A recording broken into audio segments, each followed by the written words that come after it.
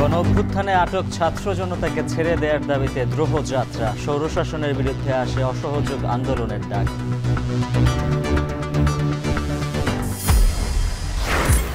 প্রশাসনিক গড়িমসিতে থেমে আছে জকসু ছাত্র সংসদের নীতিমালা, অভিযোগ শিক্ষার্থীদের রোববার পর্যন্ত আলটিমেটাম।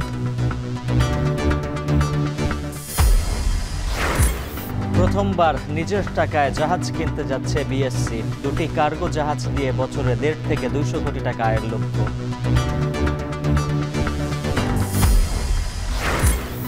শরীয়তপুরে পদ্মা মেঘনার ভাঙনে 1 মাসে ভিটে মাটি হারা 3 শতাধিক পরিবার। জিও ব্যাগ ফেলেও ঠেকানো যাচ্ছে না নদীর আগ্রাসন। লন্ডনে এবার সাবেক ভূমিমন্ত্রীর ভাইয়ের কোটি টাকার সম্পত্তির খোঁজ। জটিল হলেও পাচার অর্থ ফেরানো সম্ভব বলছেন আইনজীবীরা।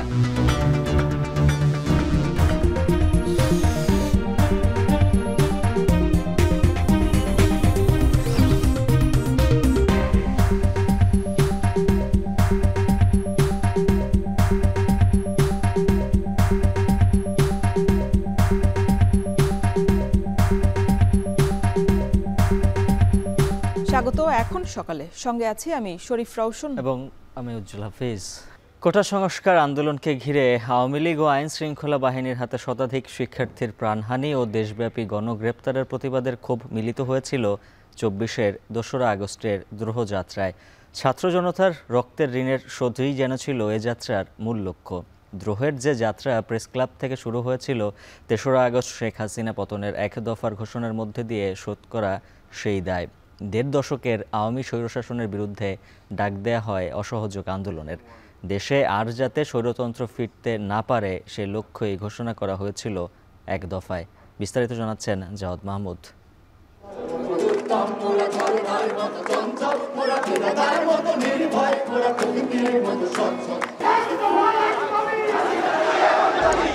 জুলাই থেকেই ছাত্র জনতা হত্যা ও গণগ্রেপ্তারের ক্ষোভ আগ্নেয়গিরি লাভার মতো বিস্ফোরিত হয় 2রা আগস্টের এই দ্রোহযাত্রায়। আওয়ামী লীগের সন্ত্রাসী ও আইনশৃঙ্খলা বাহিনীর হামলায় মৃত্যুপুরীতে পরিণত হয় 57,000 বর্গমাইল।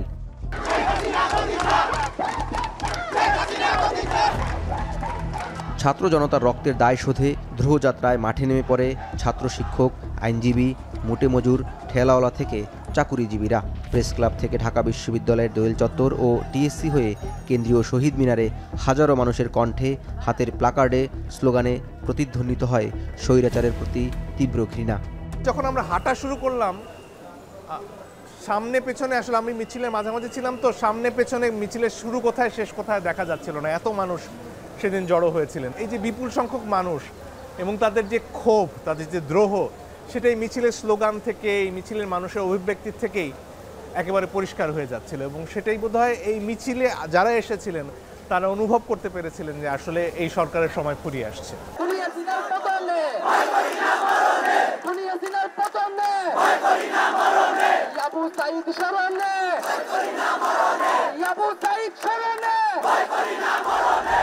লাশ আর তাজা রক্ত প্রবাহে বিদ্রোহ হয় দ্বিগুণ। জুলাইয়ের কোটা সংস্কার আন্দোলনের অভিমুখ আগস্টে পৌঁছাতেই ধাবিত হতে থাকে গণ অভ্যুত্থানের দিকে। অসংখ্য ছাত্র জনতার রক্তের দাগ লাগে স্বৈরাচারের হাতে। ফলত অনিবার্য বিপ্লবের হাতছানি দেয় লাল সবুজের বুক। 3রা আগস্ট হাজারো ছাত্র জনতাকে সামনে রেখে সূর্যাস্তের আগে শেষ বিকালে শহীদ মিনারে আরেক নতুন সূর্যোদয় ঘটালো বৈষম্য বিরোধী ছাত্র আন্দোলন।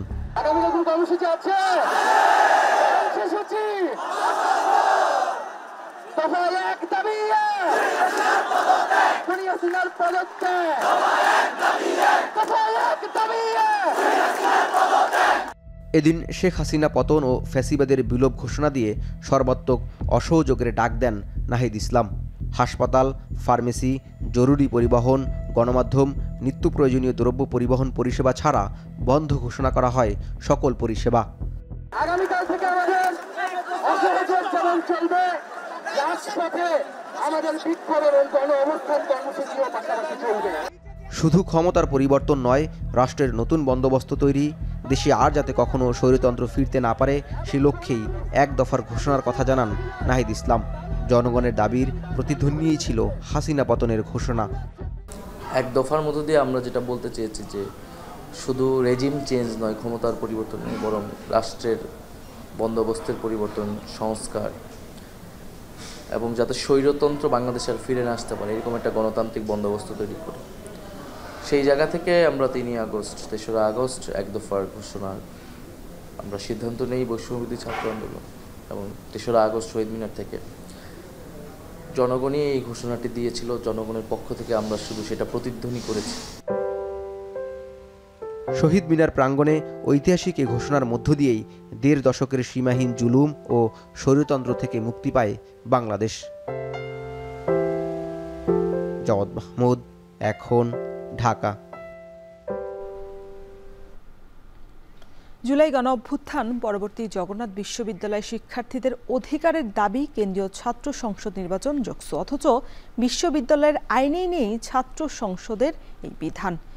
ডাকসু রাকসু তফসিল হলেও নানান গোজামিল আর প্রশাসনিক গড়িমসিতে থেমে আছে যোগসুর খসড়া নীতিমালার অনুমোদন। এটি তৈরিতে গঠিত কমিটির সদস্যরাই নিজেদের দায়িত্ব সম্পর্কে উদাসীন। এমন অবস্থায় নীতিমালা অনুমোদনের দাবিতে রোববার পর্যন্ত আলটিমেটাম দিয়েছেন শিক্ষার্থীরা। হাবিবুর রহমান হৃদয়ের ক্যামেরায় আরও জানাচ্ছেন আতিক মেজবা লগ্ন।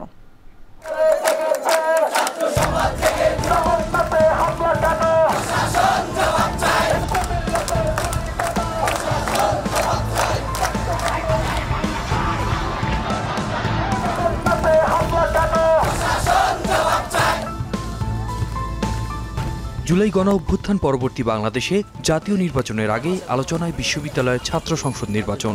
1.5 দশক পর ছাত্র সংগঠনগুলোর সহাবস্থানে বিভিন্ন বিশ্ববিদ্যালয়ে উদ্যোগ নেওয়া হয়েছে ছাত্র সংসদ নির্বাচনের। এরই মধ্যে তফসিল ঘোষণা করেছে ঢাকা ও রাজশাহী বিশ্ববিদ্যালয়। ঘোষণা করতে যাচ্ছে রাকসু, হল সংসদ ও সিনেটের ছাত্র প্রতিনিধি নির্বাচন 2025-এর বহুল প্রত্যাশিত নির্বাচনী তফসিল। জুলাই অভ্যুত্থানকে বেগবান করা জগন্নাথ বিশ্ববিদ্যালয়ের ছাত্র সংসদ যোগসু নির্বাচনের কি অবস্থা? আদৌ কি হবে যোগসু? বিশ্ববিদ্যালয়ের যে সমস্যাগুলো চলমান রয়েছে এটা নিয়ে কিন্তু আমরাই বেশি জানি, কারণ আমাদের প্রতিদিনই সমস্যাগুলো ফেস করতে হচ্ছে। তো এই জন্য একটা ছাত্রই কিন্তু পারবে, যে সমস্যাটা ফেস করছে সেই কিন্তু সমাধানটাও দিতে পারবে। আমাদের জগন্নাথ বিশ্ববিদ্যালয়ের আবাসন সংকট সমস্যা সহ আমাদের সকল সমস্যার একমাত্র সমাধান আমার কাছে মনে হয় যোগসু। অধিকার আদায়ের প্ল্যাটফর্ম হিসেবে শিক্ষার্থীদের যোগসুর দাবি বহুদিনের, অথচ এই বিশ্ববিদ্যালয়ের আইনেই নেই ছাত্র সংসদের বিধান। অপেক্ষার অবসান নাকি আইনের ফাঁকফোকরে আটকে থাকবে ছাত্র সংসদ নির্বাচন, এটি খুঁজতে চাই আমরা। চলতি বছরের 2 জানুয়ারি বিশ্ববিদ্যালয়ের 99তম সিন্ডিকেট সভায় অনুমোদন পায় ছাত্র সংসদের বিধান। কমিটি হয় খসড়া নীতিমালা তৈরির। 7 মে বিশেষ সভায় পাশের প্রস্তাব উঠলেও শিক্ষার্থীদের মতামত সংযুক্তির পরামর্শে থেমে যায় সেই প্রক্রিয়া। এরপর শিক্ষার্থীদের মতামত আহ্বান করে প্রজ্ঞাপন জারি করা হয়। 31 মের মধ্যে প্রতিবেদন দেওয়ার কথা থাকলেও 2 মাস পেরিয়ে গেছে, কার্যক্রমে নেই গতি।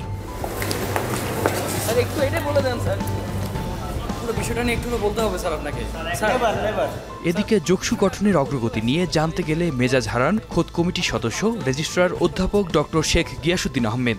বলেন এই কমিটির সঙ্গে তার কোনো দায় নেই। স্যার, ওই কমিটির মধ্যে আপনার কোনো অবদান বা দায়বদ্ধতা নেই, আপনি সদস্য স্যার, তাও তো আপনার একটা দায়বদ্ধতা আছে স্যার। এ নিয়ে কমিটির সদস্য সচিব ও বিশ্ববিদ্যালয়ের আইন কর্মকর্তা অ্যাডভোকেট রঞ্জন কুমার দাসও মন্তব্য করতে রাজি হননি। আমাকে যদি সভাপতি মহোদয় পারমিশন দেয় তাহলেই আমি কথা বলতে পারবো, বা কি প্রশ্ন করলে আমি সেটা পারবো। সভাপতি হিসেবে কি আছে? Tanzim sir UGC. কমিটিতে আহ্বায়ক হিসেবে আছেন ইউজিসির পূর্ণকালীন সদস্য অধ্যাপক ডক্টর মোহাম্মদ তানজিম উদ্দিন খান, অথচ তিনি জানেন না কমিটিতে তিনি কোন দায়িত্বে আছেন। জানান অনলাইনে মাত্র 4টি মতামত পাওয়ায় এবার অফলাইনে মতামত নেওয়া হবে। স্যার, আপনি কি এখানে আহ্বায়ক হিসেবে আছেন? আহ্বায়ক আসলে কি আছে এটা তো আমার মনে নেই। সদস্য সচিব লিগেল ছিলেন কেউ একজন, আমি তো ভুলে গেছি এত কিছু। মানে ওই অনলাইনে দেওয়াতে খুব রেসপন্স ছিল না আর কি। এখন এরকম রেসপন্স বিহীন ভাবে 4-5টা মন্তব্যকে নিয়ে তো কাজ করা যায় না। এখন ডিসিশন হয়েছে ওনারা ফ্যাকাল্টি ওয়াইজ বসবেন। যাকে দেয়া হয়েছিল সে 2 দিনের মধ্যে। যোগসু নীতিমালা বাস্তবায়ন কমিটির গুরুত্বহীনতায় ক্ষুব্ধ বিশ্ববিদ্যালয়ের ছাত্র সংগঠনের নেতারা। জগন্নাথ বিশ্ববিদ্যালয়ের প্রশাসনের সর্বোচ্চ গড়িমসি রয়েছে এখানে। বিশেষ করে প্রশাসন যদি চাইতো তাহলে আমরা প্রায় 1 বছর যাবত আমরা এটা চেয়ে আসছি, কিন্তু সেটা সম্ভব হতো। আসলে শাসক গোষ্ঠী কখনোই বিশ্ববিদ্যালয়গুলোর বা বিশ্ববিদ্যালয়ের শিক্ষার্থীদেরকে এম্পাওয়ার্ড দেখতে চায় না। তাদের মনে হয়েছে যে শিক্ষার্থীদের একটা মতামত নেওয়া দরকার, আপনি একটু চিন্তা করেন যে যেই নীতিমালাটা বা যেটা শিক্ষার্থীদের জন্য, তাহলে আপনার উচিত কি আগে শিক্ষার্থীদের মতো নিয়ে একটা খসড়া তৈরি করা। তাদের দাবি সব গড়িমসি বাদ দিয়ে দ্রুত নীতিমালা বাস্তবায়ন করতে হবে। যখন আমরা শুনেছি যে নীতিমালার বিষয়ে যে নীতিমালা জমা দেওয়া হয়েছে, তখন আমরা নিজেরা স্বপ্রণোদিত হয়ে, ছাত্রদল স্বপ্রণোদিত হয়ে পরামর্শ দিয়েছে এবং প্রস্তাবনা দিয়েছে। প্রশাসনের কাছে আমাদের প্রথম দাবি দেওয়া হচ্ছে আপনারা কোনো ধরনের কাল বিবেচনা কালক্ষেপণ না করে খুব দ্রুত একটা সিদ্ধান্ত উপনীত হন যে আমাদের এই প্রাণের দাবি, ছাত্রদের দাবি, শিক্ষকদের দাবি, এই দাবিটিকে বাস্তবে রূপান্তরিত করার জন্য 2 কার্যদিবস দিবস আমরা সময় দিয়েছি। যোগসু নীতিমালার বাস্তবায়ন নিয়ে জবি প্রশাসনের একাংশের দায়িত্বহীনতা, দীর্ঘসূত্রিতা ও অদৃশ্য গড়িমসি বারংবার প্রশ্নবিদ্ধ করছে পুরো সিস্টেমকে। দায় এড়ানোর চর্চা থেকে বেরিয়ে দ্রুতই বাস্তবায়িত হবে যোগসু নীতিমালা, এমনটাই প্রত্যাশা। আতিক মেজবালগ্ন, এখন, ঢাকা। 54 বছরের ইতিহাসে প্রথমবার নিজস্ব অর্থে জাহাজ কিনছে বাংলাদেশ শিপিং কর্পোরেশন বিএসসি। এ নিয়ে আগামী সেপ্টেম্বরেই সরবরাহকারী প্রতিষ্ঠানের সঙ্গে চুক্তি হচ্ছে। 55 থেকে 66,000 টন ধারণ ক্ষমতার নতুন 2টি কার্গো জাহাজ দিয়ে বছরে বিএসসির আয় হবে আনুমানিক 150 থেকে 200 কোটি টাকা। সেই সঙ্গে বিপুল পরিমাণ বৈদেশিক মুদ্রা অর্জনের পাশাপাশি তৈরি হবে নাবিকদের প্রশিক্ষণ ও কর্মসংস্থানের সুযোগ। হাজেরা শিউলির প্রতিবেদনে থাকছে বিস্তারিত। একসময় দেশের সর্বোচ্চ সংখ্যক পতাকাবাহী জাহাজের মালিক ছিল বাংলাদেশ শিপিং কর্পোরেশন বিএসসি। 90-এর দশকে প্রতিষ্ঠানটির বহর ছিল 34টি জাহাজ, কিন্তু পুরানো জাহাজ কেনা, অনিয়ম আর দুর্নীতির কারণে ধীরে ধীরে সংকুচিত হয় এই বহর। 2018 সাল থেকে পর্যায়ক্রমে নতুন 6টি জাহাজে পেয়ে লাভের ধারায় ফিরলেও ইউক্রেন রাশিয়া যুদ্ধে ক্ষেপণাস্ত্রের আঘাতে বাংলার সমৃদ্ধি নামে একটি জাহাজ হারায় বিএসসি। সবশেষ গত বছর অগ্নি দুর্ঘটনায় 2টি অয়েল ট্যাঙ্কার পরিত্যক্ত হলে বিএসসির জাহাজ কমে দাঁড়ায় 5টিতে। 2018 সালে চীন থেকে 4টি জাহাজ কেনার প্রক্রিয়া চললেও নানা জটিলতায় হয়নি ঋণ চুক্তি। তাই 1 বছর আগে প্রথমবারের মতো নিজস্ব অর্থে জাহাজ কেনার উদ্যোগ নেয় প্রতিষ্ঠানটি। এতে ব্যয় ধরা হয়েছে 900 থেকে 950 কোটি টাকা। 55 থেকে 66,000 টন ধারণ ক্ষমতার 2টি বাল কার্গো জাহাজ সরবরাহে এরই মধ্যে দরপত্র দাখিল করেছে মাত্র 3টি প্রতিষ্ঠান। কর্তৃপক্ষ বলছে সরকারি কেনাকাটায় নানা ধাপ ও ব্যাংক গ্যারান্টির বিষয় থাকায় দরপত্রে অংশ নিতে চায় না অনেক প্রতিষ্ঠান। দরপত্র মূল্যায়ন শেষে আগামী সেপ্টেম্বরের মধ্যেই জাহাজ কেনার চুক্তি সইয়ের বিষয়ে আশাবাদী কর্তৃপক্ষ। এই বাগ ক্যারিয়ার দুটো যদি আমাদের বহরে সংযুক্ত হয় তাহলে আমরা সারা বছর হয়তো 150 কোটি টাকার মতো হয়তো একটা টার্নওভার পাওয়া যাবে। সেই কারণে এই সাইজ দুটো নির্ধারণ করা হয়েছে এবং নিঃসন্দেহে এই জাহাজ দুটো আমাদের বহরে সংযুক্ত হলে আমাদের যে 5টা জাহাজ আছে তাদের মধ্যে সবচেয়ে বড় জাহাজ হবে। দেশীয় পতাকাবাহী জাহাজ কম থাকায় পণ্য পরিবহনে বর্তমানে বছরে প্রায় 1 লাখ কোটি টাকার বৈদেশিক মুদ্রা চলে যাচ্ছে বাইরে। নতুন কেনা 2টি জাহাজ দিয়ে বছরে 150 কোটি টাকা আয়ের প্রত্যাশা কর্তৃপক্ষের। ফরেন কারেন্সি সেভ হবে, অনেক সময় ফরেন কারেন্সিতে আমাদেরকে ফ্রেট পেমেন্ট করতে হয়। হ্যাঁ, সেই সাথে বিভিন্ন শিপিং যে ক্লাস্টারগুলি আছে, বিশেষত আমাদের সার্ভে, রিপেয়ার, সাপ্লাই, ইন্স্যুরেন্স, বিভিন্ন সেক্টরে বাংলাদেশের সক্ষমতা বৃদ্ধি পাবে। কস্ট ভার্সেস বেনিফিট অ্যানালিসিসের মাধ্যমে যেন আমরা এমনভাবে জাহাজ কিনতে পারি যে আমাদের জাহাজ কেনার জন্য ওভার ভ্যালুয়েশন না হয়, এই জন্য আমরা ওই বিষয়টাও সেট করেছি। বর্তমানে বহরে থাকা 5টি জাহাজের মধ্যে 3টি অয়েল ট্যাঙ্কার ও 2টি কার্গো জাহাজ, যেগুলোর ধারণ ক্ষমতা 39,000 মেট্রিক টন। গেল বছরই সর্বোচ্চ 250 কোটি টাকা মুনাফা করেছে বিএসসি। হাজেরা শিউলি, এখন, চট্টগ্রাম। যুক্তরাজ্যের লন্ডনে এবার খোঁজ মিলেছে সাবেক ভূমিমন্ত্রী সাইফুজ্জামান চৌধুরীর ভাই আনিসুজ্জামান চৌধুরীর কোটি টাকার বিলাসবহুল অ্যাপার্টমেন্টের। 2021 সালে কেনা এই সম্পত্তি নিয়ে উঠেছে অর্থ পাচারের অভিযোগও। ইতিমধ্যেই ব্রিটেনে বাংলাদেশি মালিকানাধীন কোটি কোটি টাকার সম্পদ জব্দ হয়েছে। প্রক্রিয়া জটিল হলেও লন্ডনে পাচার হওয়া এসব অর্থ দেশে ফেরানো সম্ভব বলে মনে করছেন আইনজীবীরা। যুক্তরাজ্য থেকে আরও জানাচ্ছেন শরীফুল ইসলাম চৌধুরী। লন্ডনে বাংলাদেশি অর্থ পাচারের অভিযোগে যাদের নাম শীর্ষ রয়েছে তাদের মধ্যে অন্যতম সাবেক আওয়ামী লীগ সরকারের ভূমিমন্ত্রী সাইফুজ্জামান চৌধুরী। ইতোমধ্যে বাংলাদেশ সরকারের তৎপরতায় সাবেক এই ভূমিমন্ত্রীর প্রায় 17 কোটি পাউন্ড মূল্যের সম্পত্তি জব্দ করেছে ব্রিটেনের জাতীয় অপরাধ সংস্থা এনসিএ। এসব সম্পদের অর্থের উৎস যাচাই প্রক্রিয়া চলছে। সংশ্লিষ্ট আইনজীবীরা বলছেন, প্রক্রিয়া জটিল হলেও পাচার হওয়া অর্থ দেশে ফেরানো সম্ভব। দেশের যে সোর্স অফ অরিজিন, যে দেশ থেকে এই অ্যাসেটগুলো এসেছে, মানিগুলো এসেছে, এইরকমও এক্সাম্পলগুলো আছে, প্রেসিডেন্টসগুলো আছে যে সেই দেশে ফেরত গেছে। অপশনগুলো কিন্তু আছে, বাংলাদেশ সরকার চাইলে তাদের অপশনগুলো পার্সিউ করতে পারে। এবার লন্ডনে অভিজাত এলাকায় খোঁজ মিলেছে সাইফুজ্জামান চৌধুরীর ভাই আনিসুজ্জামান চৌধুরীর মালিকানাধীন আধুনিক অ্যাপার্টমেন্টের। সেখানকার অভিজাত এলাকার এজোয়ার রোডের আন্ডারগ্রাউন্ড থেকে বের হয়েই চোখে পড়বে বহুতল আবাসিক ভবন। উত্তর লন্ডনের নিউক্যাসল প্লেসে অবস্থিত বিলাসবহুল ওয়েস্টমার্ক টাওয়ারে বিটকম রিয়েল এস্টেট লিমিটেড নামের একটি আবাসন প্রতিষ্ঠানের মাধ্যমে 2021 সালের 15 জুলাই এই সম্পত্তি কেনা হয়। সরকারি তথ্য অনুযায়ী এই রিয়েল এস্টেটের পরিচালক আনিসুজ্জামান চৌধুরী ও তার স্ত্রী ইমরানা জামান চৌধুরী। দুজনেরই জাতীয়তা বাংলাদেশি হিসেবে উল্লেখ আছে। বিলাসবহুল এই অ্যাপার্টমেন্টের মূল্য 26 কোটি 50 লাখ টাকা।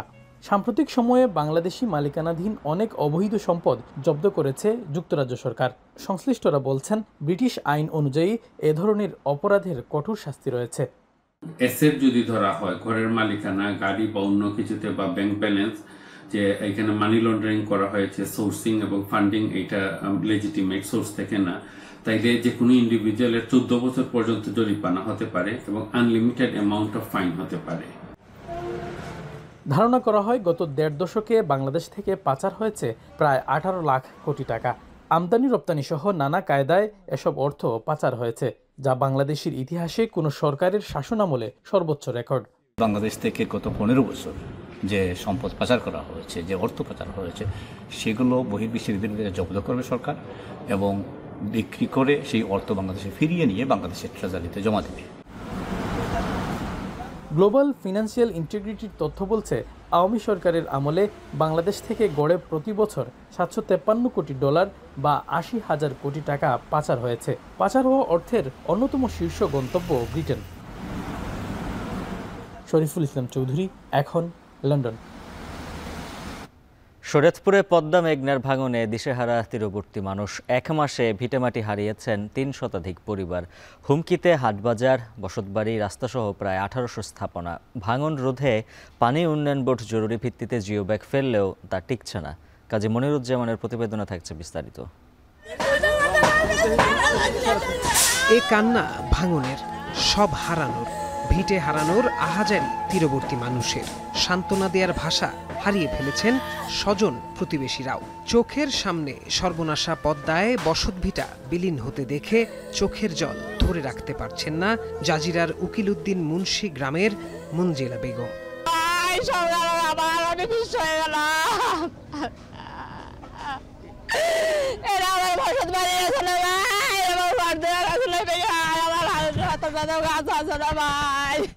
মঞ্জিলার মতো আগ্রাসী পদ্মার হাত থেকে বসতঘর আর মালামাল বাঁচাতে প্রাণপণ চেষ্টা ভাঙন কবলিত মানুষের। প্রাণ বাঁচাতে বসতভিটা রেখেই ছুটছেন অজানার পথে। এরই মধ্যে জাজিরার সাত্তার মাতবর বাজারের 13টি দোকান আর 17টি বসতঘর পদ্মায় চলে গেছে। সরিয়ে নেওয়া হয়েছে 56টি বসতঘর আর 33টি দোকান। ভাঙন ঝুঁকিতে জাজিরার পদ্মা তীরের 6 শতাধিক স্থাপনা। ভাঙন রোধে স্থায়ী বাঁধ নির্মাণের দাবি দুর্গত এলাকার মানুষের। ঘর ভাঙে গেছে গা, আর আমার কোনো বিড়াবাড়ি কোনো কিছুই নাই গা। এই জায়গায় এখানেই বসত বাড়ি, কই যাবো এই চিন্তা ভাবনা। অনেক ভাঙ্গা, মানে ভাঙতে ভাঙতে অনেক বাড়ি লই গড়ডাল বিড়িটা লই থাকতারি না। প্রতি বছর আইলি এই নদী ভাঙ্গা শুরু করে, নদী ভাঙ্গা শুরু করে। এর মিহি আমগো কোনো চেয়ারম্যান মেম্বার কোনো এলাকার মানুষ কেউ আয় না। 3টা গ্রাম ভাঙ্গা দিতেছে। যদি আমাদের জনগণই না থাকে তো আমি মেম্বরে থার কি প্রয়োজন আছে আমার? উতরাইয়া ফেনা উঠতে জায়গা কালে 10 কাটা নয়ে জায়গা ভাঙ্গা ভাঙ্গা যাইতেছে গা। ভয়াবহতা দেখাচ্ছে মেঘনাও। গোসাইরহাটের জালালপুরের তীরবর্তী এলাকায় তাণ্ডব চালাচ্ছে এ নদী। ভাঙন থেকে বাঁচতে সহায় সম্বল নিয়ে নদী পথেই অন্যত্র পাড়ি জমাচ্ছেন অনেকেই। মাথা গোঁজার ঠাঁই না থাকায় ঝুঁকি নিয়ে নদী তীরে বসবাস করছেন কেউ কেউ। তাদেরই একজন হুমায়ুন সর্দার। নদীতে বসতঘরের অর্ধেক চলে গেলেও বাকিটায় পরিবার পরিজনের সাথে ঝুঁকি নিয়েই দিন কাটাচ্ছেন। এই যে বইয়ের যে বিড়িরা, এই বিড়িটা আসলে আমার শাবক বিড়ি। তো বিড়ির বেতন ভাঙতে ভাঙতে বিড়ি যখন ভাঙা নিয়েছে তখন এই ঘর ভাঙ্গা বুড়ে রাখছি। এখন এই বারিন্দায় আসি, কিন্তু বারিন্দায় রাত্রে পড়ে যায় না, দিনে পড়ে যায়, সেও আমরা বলতে পারি না। 10 মিনিটের ভিতর বিটাটা চলে গেল। এখন খালুর এই বিটাটা দেখি হয়তো আল্লাহ কি করে জানি না, এটাও একদম নদীর অনুকূলে চলে আসছে। মানুষ যদি ঘরে থাকে, মনে করেন মানুষ মারার কল, এই অবস্থা, কোনো শব্দ নাই, নিঃশব্দ নিষ্মিল জায়গা, 20-30 হাত উঁচা হইয়া। ভাঙনের কথা অজানা নেই পানি উন্নয়ন বোর্ডেরও। জরুরি ভিত্তিতে জিও ব্যাগও ফেলছেন তারা। তবে নদীর গতিপথ ঠিক রেখে স্থায়ী তীর রক্ষা বাঁধ নির্মাণ হলে ভাঙন রোধ সম্ভব বলে জানান পানি উন্নয়ন বোর্ডের এই কর্মকর্তা।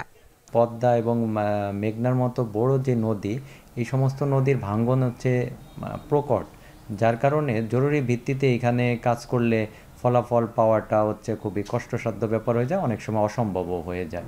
যার কারণে এখানে সমাধানই হচ্ছে এখানে স্থায়ীভাবে কোনো প্রোটেক্টিভ ওয়ার্ক করা। শরীয়তপুরের ৭৭ কিলোমিটার এলাকা ঘিরে রেখেছে পদ্মা মেঘনা, যার অধিকাংশ এলাকায় ভাঙন প্রবণ। ভাঙন রক্ষায় প্রায় ২৬ কিলোমিটার এলাকায় স্থায়ী রক্ষা বাঁধ নির্মাণ করছে পানি উন্নয়ন বোর্ড।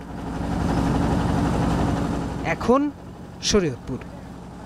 জামালপুরে সরবরাহ সংকটের কারণে ঊর্ধ্বমুখী শুকনো মরিচের বাজার। সপ্তাহের ব্যবধানে মন প্রতি দাম বেড়েছে ১০০ থেকে ২০০ টাকা পর্যন্ত। এ নিয়ে আরও বিস্তারিত জানাতে জেলার মেলান্দহের গাজীপুরের পাইকারি শুকনো মরিচের হাট থেকে যুক্ত হচ্ছেন সহকর্মী জুয়েল রানা। জুয়েল, জাতভেদে প্রতি মন শুকনো মরিচ কত টাকায় বিক্রি হচ্ছে, আর সরবরাহ সংকটের কারণ হিসেবে ব্যবসায়ীরা কি বলছেন?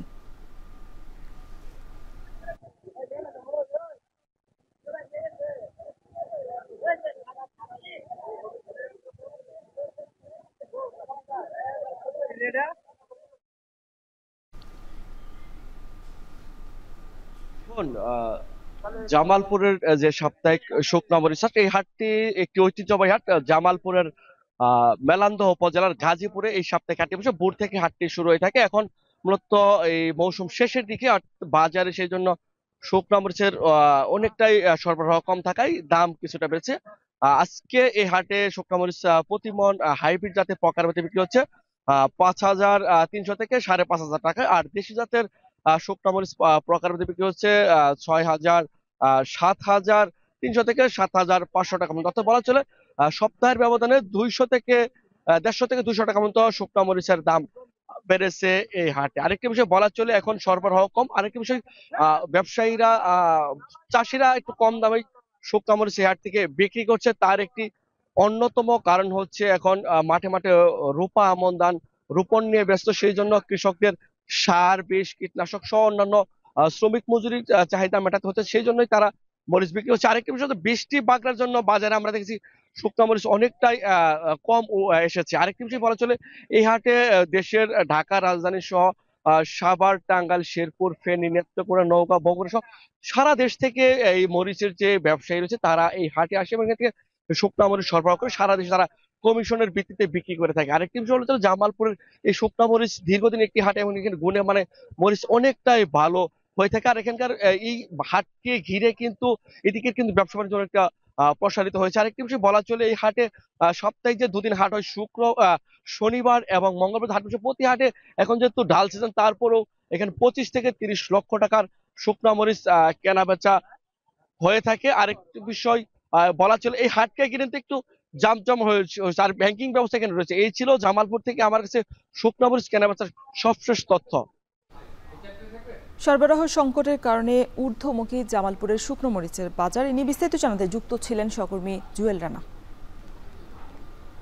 এবারে জানাবো যশোরের সবজির বাজারের খবর। যুক্ত হবেন সহকর্মী রিপন হোসেন। আর রিপন, জানাবেন যশোরের বাজারে সবজির সরবরাহ দরদাম কেমন?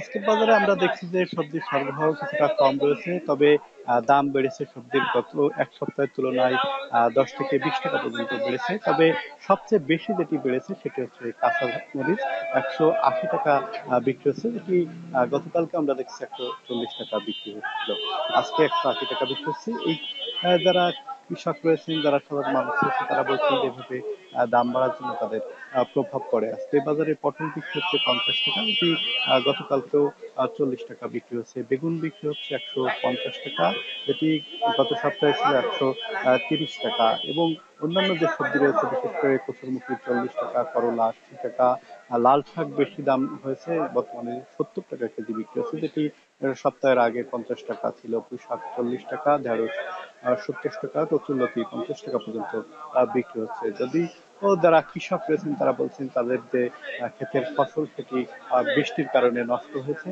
এবং যে ক্ষেত থেকে সবজি তুলতেও সমস্যা হচ্ছে, সে কারণে বাজারে সরবরাহ কিছুটা কম রয়েছে। তবে সাধারণ যারা মানুষ রয়েছেন, যারা ক্রেতা রয়েছেন, তারা বলছেন যে এই সরবরাহর অজুহাত দিয়ে কিন্তু দফায় দফায় দাম বৃদ্ধি করা হয়। পাইকারি বাজার এবং খুচরা বাজার যে ব্যবধান থাকে, সেক্ষেত্রে কিছু ব্যবসায়ী রয়েছেন তারা এই দামটি বাড়িয়ে দিয়ে থাকে। তবে যারা ব্যবসায়ী রয়েছেন তারা বলছেন যে এই যার সরবরাহের উপর ভিত্তি করে কিন্তু এই সবজির দামটি নিয়ন্ত্রণ হয়ে থাকে এবং সবজি বাজারে বেশি থাকলে দাম কম হয় এবং সবজির বাজারে যদি সংকট হয়, সরবরাহ কম হয়, সেক্ষেত্রে দামটি বৃদ্ধি পেয়ে থাকে।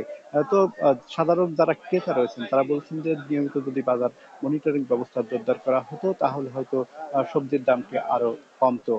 তো সাধারণ কৃষক যারা রয়েছেন তারা বলছেন যে এই মৌসুমে আসলে সবসময় সবজির দাম বৃদ্ধি পেয়ে থাকে, তবে তারাও ন্যায্য দাম পান না, এমনকি কিন্তু তারা অভিযোগ করেন। তারা বলছেন যে বাজার নিয়ে গেলে সবজির দাম আসলে কম হয়, সেক্ষেত্রে তারাও বাজার মনিটরিং ব্যবস্থা জোরদারের কথা বলেছেন। তো সব মিলে এই ছিল সবজির বাজার থেকে আমার কাছে সর্বশেষ উজ্জ্বল আপিস। রিপন হোসেন যুক্ত ছিলেন এবং জানাচ্ছিলেন সবজির বাজারের খবর। চাঁপাইনবাবগঞ্জ সদরে দুর্ভোগের আরেক নাম 5 কিলোমিটার সড়ক। গোলাম মোহাম্মদ আলীর মোড় থেকে কামারপাড়া সরকারি প্রাথমিক বিদ্যালয় পর্যন্ত সড়ক জুড়ে খানাখন্দ। রাস্তায় খানাখন্দের কারণে চলছে না যানবাহন, ভোগান্তিতে বাসিন্দারা। বিস্তারিত থাকছে প্রতিবেদনে। সড়কের বেহাল দশায় ভোগান্তি পোহাচ্ছেন হাজারো মানুষ। সবচেয়ে বিপাকে স্কুলগামী শিশু ও রোগীরা। পণ্য পরিবহনেও রয়েছে ভোগান্তি। খানাখন্দ আর কাদা ভরা রাস্তায় পা পিছলে পড়ে যাওয়া নিত্য ঘটনা। সম্প্রতি স্থানীয়রা সড়কটি নির্মাণের দাবিতে করেছেন মানববন্ধনও। এ সময় প্রতিবাদ জানিয়ে সড়কে রোপণ করা হয় ধান। এখানে 10-12 বছর থেকে আসে দেখি পানি কাদাই বেশি, খুবই চলাচল অসুবিধে। নৌকার সময় তো নৌকাও ধরে খুব অসুবিধে, নৌকাও পাওয়া যায় না। পার্শ্ববর্তী 2টা ইউনিয়ন আছে, চর আলাতুলি এবং শাহজাহানপুরের সংযোগ রাস্তা হচ্ছে এটা। এখানে রাস্তার কারণে, রাস্তা না থাকার কারণে আমাদের এখানে ফসল বলেন, শিক্ষা, রোগী, চিকিৎসা, যে কোনো সমস্যা, মানে টোটাল সমস্যার মধ্যে আমরা আছি। আমরা পা পিছলে পড়ে যাই, আমাদের স্কুল ড্রেস নষ্ট হয়ে যায়। আমরা এই রাস্তাটা চেয়ারম্যানের কাছে চেয়ে পাচ্ছি না, এজন্য আমরা এখন এই রাস্তা দিয়ে ধান লাগাচ্ছি। জনপ্রতিনিধিদের দাবি, এলজিইডি সহ সংশ্লিষ্ট দপ্তরে একাধিকবার আবেদন করা হলেও কোনো ব্যবস্থা নেয়নি তারা। চেয়ারম্যানকে বলছি, চেয়ারম্যান বলছে যে আমার কাছে তো বেশি রাস্তা নাই, এখন ধরেন আসে 2000 ফিট, এখন আর অন্য জায়গাতে দিয়েছে 1500, এখানে দিয়েছে 200 ফিট, কার্য করে তার পারা যাচ্ছে না। এলজিটিকে বলছি, কইছে আপনারা ওপরে জানান, ওপরে চিঠি দিছি, ওপরে কইছে যে আমাদের কাছে কাজ কাম নাই, এখন আমরা যাবো কোথায়? আর এলজিইডি কর্মকর্তারা বলছেন সড়কটির রোড আইডির অনুমোদনের জন্য মন্ত্রণালয়ে আবেদন পাঠানো হয়েছে। রাস্তাটির কোনো রোড আইডি না থাকায় আমরা রাস্তাটা ইমপ্রুভমেন্ট পর্যায়ে যাইতে পারছি না। রিসেন্টলি আমরা রোড আইডি প্রপোজ করার মাধ্যমে সেটা জেলা প্রশাসক মহোদয়ের রেজলিউশনের মাধ্যমে আমরা সেটা মিনিস্ট্রিতে পাঠিয়েছি। সেটা রোড আইডি গ্যাজেটভুক্ত হলেই আমরা খুব শীঘ্রই রাস্তাটা কোনো প্রকল্পের ডিপিপিতে অন্তর্ভুক্ত করে রাস্তাটা ইমপ্রুভমেন্ট করতে পারবো। দ্রুত সড়কটি নির্মাণ হলে ভোগান্তি কমে আসবে বলে আশা স্থানীয়দের। এখন চাঁপাইনবাবগঞ্জ।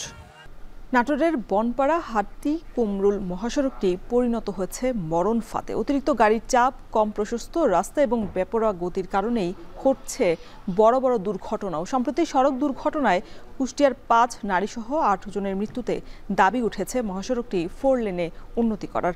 তবে বিভিন্ন সময়ে দুর্ঘটনার কারণ অনুসন্ধানে তদন্ত কমিটির পাশাপাশি বিশেষজ্ঞ সুপারিশ দিলেও তা বাস্তবায়ন হয়নি। আরও জানাচ্ছেন মাহবুব হোসেন। গত 23 জুলাই নাটোরের বনপাড়া হাটিকুমরুল মহাসড়কের শ্রীরামপুরে ট্রাক মাইক্রোবাসের সংঘর্ষে প্রাণ যায় একই পরিবারের 4 জন সহ 8 জনের। এমন মর্মান্তিক ঘটনার পর দাবি উঠেছে মহাসড়কটি 4 লেনে উন্নীত করার। কর্তৃপক্ষ জানায় উত্তর ও দক্ষিণাঞ্চলের প্রতিদিন অন্তত 5,000-এর বেশি যানবাহন চলাচল করে মহাসড়কটিতে। তবে 24 ফুট চওড়া এই মহাসড়কে ধারণ ক্ষমতার বেশি যানবাহন চলাচল করায় ঘটছে দুর্ঘটনা। প্রত্যেক মাসে দেখা যাচ্ছে যে অ্যাক্সিডেন্ট 2-1টা করে হচ্ছে। এই রাস্তাটা যদি প্রশস্ত করা যায় তাহলে আর এই অ্যাক্সিডেন্টগুলো আর হতো না। রাস্তায় 9টা বাঁক আছে, এই 9টা বাঁকগুলো যদি সোজাকরণ করা যেত তাহলে এত দুর্ঘটনা ঘটতো না। যে হাইওয়ে পুলিশের টহলটা বাড়ানোর জন্য এবং যে আঁকাবাঁকা আছে এই রাস্তাটা প্রশস্ত হলে এই দুর্ঘটনা কমবে। 2014 সালে এই মহাসড়কে 37 জন সহ বিভিন্ন সময় দুর্ঘটনার কারণ অনুসন্ধানে তদন্ত কমিটির পাশাপাশি সুপারিশ দিলেও তা বাস্তবায়ন হয়নি। অতিরিক্ত গাড়ির চাপ, কম চওড়া রাস্তা ও বেপরা গাড়ি চালককে দুর্ঘটনার কারণ হিসেবে বলছে হাইওয়ে পুলিশ।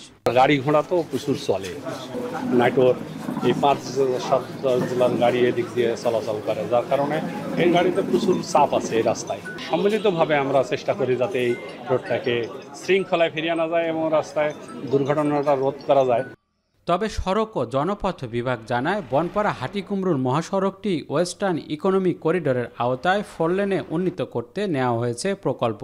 সেই সঙ্গে দুপাশে থাকবে সার্ভিস লেনও।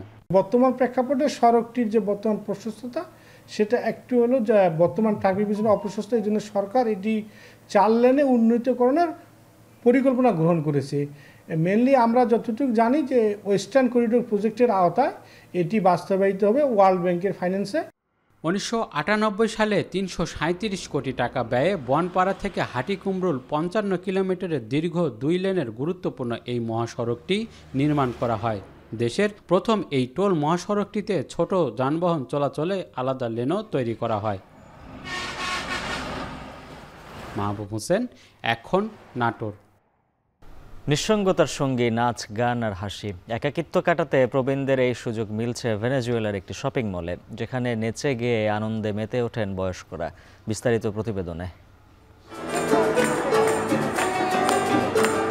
নিঃসঙ্গতা যেন এই প্রবীণদের উপায় করে দিয়েছে জগতের সবকিছুর মাঝে একটু আনন্দ, সুখ ও প্রেম খোঁজার। বার্ধক্য প্রকৃতির স্বাভাবিক নিয়ম হলেও এই বয়সেই এসব প্রবীণরা উপভোগ করছেন জীবনের সোনালি সময়। ভেনেজুয়েলার রাজধানী কারাকাসের টোবিয়াস ক্লাব প্রবীণদের যেন এক মিলন মেলা। জীবনের এই সময়ে প্রতিদিন এই ক্লাবে ভিড় জমান 60-র বেশি অনেক নারী পুরুষ, যেখানে নেচে গিয়ে সঙ্গীতে ফিরে যান হারানো আপন ভুবনে। 93 বছর বয়সী অ্যাঞ্জেলা গেটরল 6 সন্তানের মধ্যে 3 জনই থাকেন ভিন দেশে। পরিবারের সদস্যরা দূরে থাকলেও একটু সময় কাটানোর জন্য বেছে নিয়েছেন এই ক্লাব, যেখানে অনেকের সঙ্গে গড়ে উঠেছে সখ্যতা। সপ্তাহে প্রতি বৃহস্পতিবার নিঃসঙ্গতা কাটাতে চলে আসেন টোবিয়াস ক্লাবে। এ বৃদ্ধা জানান, সঙ্গী ও নাচের মধ্যে তিনি খুঁজে ফেরেন আপন ভুবন।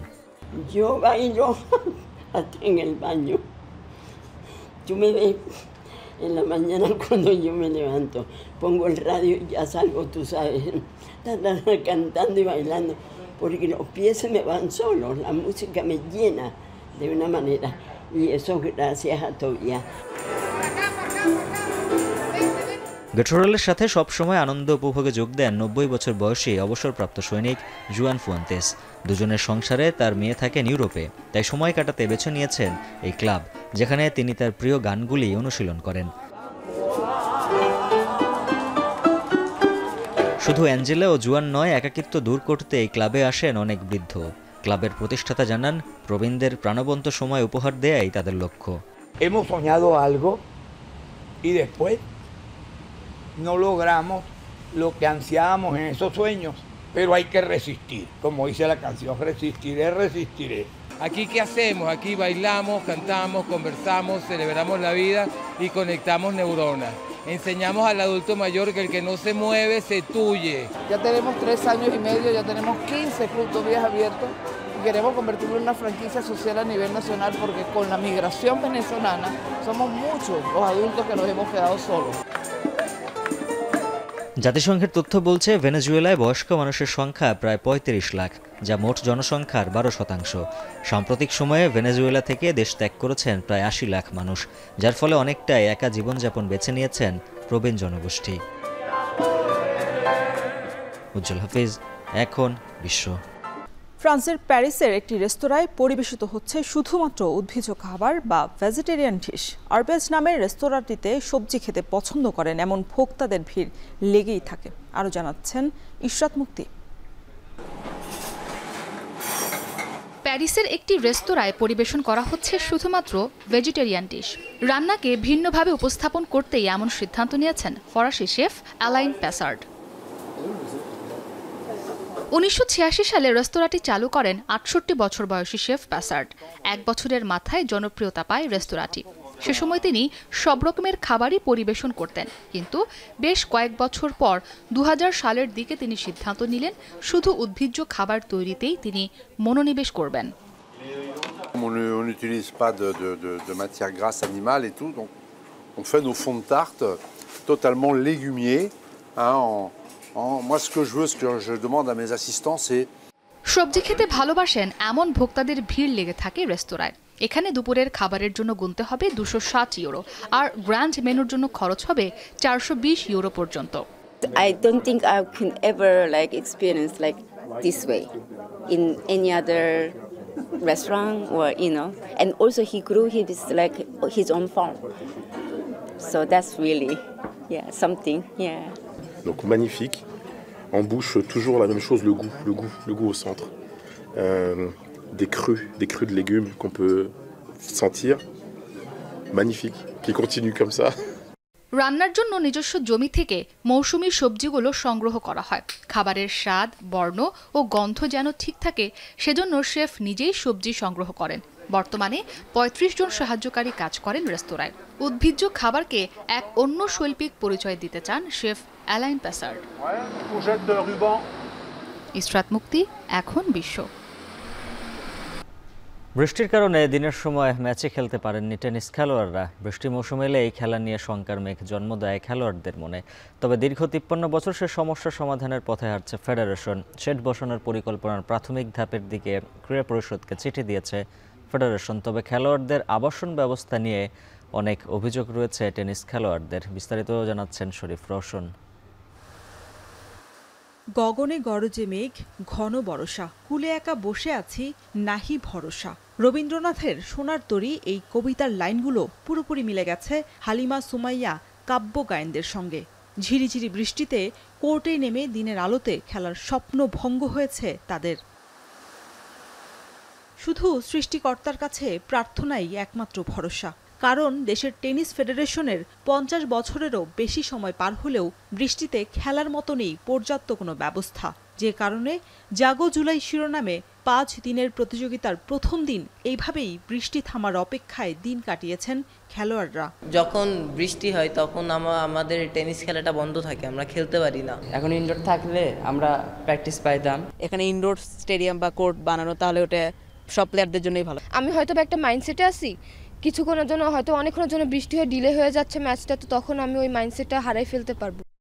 জুলাইয়ের শেষ দিকে এই সমস্যা সমাধানের উদ্যোগ নিয়েছে টেনিসের নতুন অ্যাডহক কমিটি। জাতীয় ক্রীড়া পরিষদকে ফেডারেশনের 3টি কোর্টে শেড বসাতে চিঠিও দিয়েছে কর্তৃপক্ষ।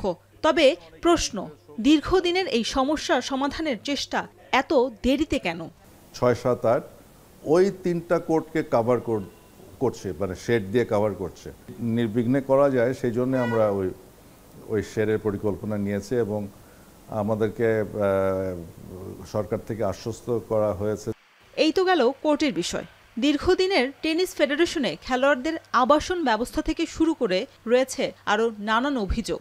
সব ডিস্ট্রিক্টে তো কোর্ট এত ভালো না। আমাদের বাংলাদেশ টেনিস ফেডারেশন যেরকম কোর্ট, ওটা অন্যান্য ডিস্ট্রিক্টের এরকম কোর্ট না। যদি ফেডারেশন নির্ধারিত করে দেয় যে ভাই কোর্টটা আপনারা এইভাবে করে রাখবেন আর কি, তাহলে ওরা অবশ্যই শুনবে কথাগুলো। কোর্টে মাঝে মাঝে মানে কনক্রিট উঠে যায়, এই জন্য কি মাঝে মাঝে অনেক স্লিপ কাটলে অনেক হয়, ইনজুরি হওয়ার চান্সেস থাকে। তবে গেল বছরের নভেম্বর থেকে দায়িত্ব বুঝে নিলেও এখনো এসব বিষয়ে অজানা ফেডারেশন কর্তাদের। এখানে রাখলে সুবিধা হয়, আমাদের কন্ট্রোলের মধ্যে থাকে। বাইরে রাখতে গেলে হোটেলগুলোর আমাদের যেরকম বাজেটের মধ্যে আমাদের কাজ করতে হয়, ভালো হোটেলে ভালো অ্যাকোমোডেশন দেওয়াও মুশকিল। কোর্ট এবং খেলোয়াড়দের অভিযোগের ফাঁকেই আসন্ন বছরের শুরুতে এসএ গেমসে পদক জিততে চায় বাংলাদেশ টেনিস ফেডারেশন। এজন্য সেপ্টেম্বরেই খেলোয়াড় নির্বাচন কার্যক্রম শুরু করবে ফেডারেশনটি। এর মধ্যে প্রতিযোগিতা আয়োজনের পরিকল্পনাও আছে তাদের। শরীফ রাউশন, এখন, ঢাকা। শেষ করবো এখন সকাল। তার আগে শিরোনামগুলো আরও একবার।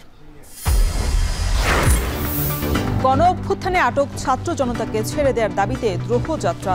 স্বৈর শাসনের বিরুদ্ধে আসে অসহযোগ আন্দোলনের ডাক। প্রশাসনিক গড়িমসিতে থেমে আছে যক্ষু ছাত্র সংসদের নীতিমালা। অভিযোগ, শিক্ষার্থীদের রোববার পর্যন্ত আলটিমেটাম। প্রথমবার নিজের টাকায় জাহাজ কিনতে যাচ্ছে বিএসসি। দুটি কার্গো জাহাজ দিয়ে বছরে 1.5 থেকে 200 কোটি টাকার আয়ের লক্ষ্য। শরীয়তপুরে পদ্মা মেঘনার ভাঙনে 1 মাসে ভিটেমাটি হারা 3 শতাধিক পরিবার। জিও ব্যাগ ফেলেও ঠেকানো যাচ্ছে না নদীর আগ্রাসন। এবং লন্ডনে এবার সাবেক ভূমিমন্ত্রীর ভাইয়ের কোটি টাকার সম্পত্তির খোঁজ। জটিল হলেও পাচার অর্থ ফেরানো সম্ভব বলছেন আইনজীবীরা। আর এই ছিল এখন সকালের আয়োজন। এখন টেলিভিশন ওয়েবসাইটে দেখতে ভিজিট করুন এখন.tv। এছাড়া ফেসবুকে দেখতে ভিজিট করুন facebook.com/tv.এখন এবং ইউটিউবে যুক্ত থাকতে ভিজিট করুন youtube.com/c/echontv।